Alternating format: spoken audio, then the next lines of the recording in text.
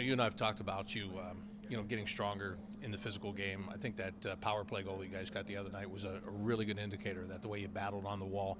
When you see that play and you know the way this power play has been struggling, how important is it to you to be able to get that puck and make sure it's in your possession? Well, it's nice. A few times this year, I feel like maybe I just would have kind of backed off instead of going into the battle. So this time I was a little bit more aggressive, and it paid off. I got the puck and gave it to Brett, and he obviously finished it off with a nice shot. So I like to do more of that stuff.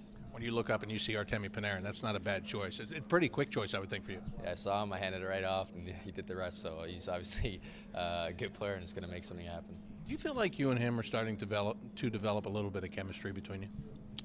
Maybe. I mean, I feel like we have had some good shifts together and so on, and you could see a little bit there. But it's up to the coaches what who they want to pair different guys with. And but if I get put in the line with him, I'm going to be ready to play and try to play to his level.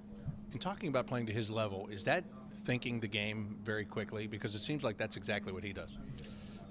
Yeah, I mean, he holds on to the puck, can make plays, so, I'd like to do the same as that, and when you play with a skilled player like that, you just gotta, try to be moving your feet and get open, because if you're open, he's gonna make a good play, and when you have the puck, have your head up to try and see where he's at, because he's gonna try to get in that open space area, which I think he's good at, and you can give it to him, and so on, so yeah, you just try to play good hockey with him.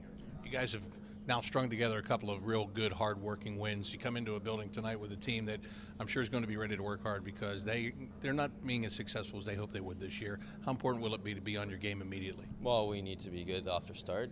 It seems like they've lost a few games lately, so we definitely need to be ready from the start. We know they're going to be ready, so it's huge tonight, and we got to play a full 60 minutes.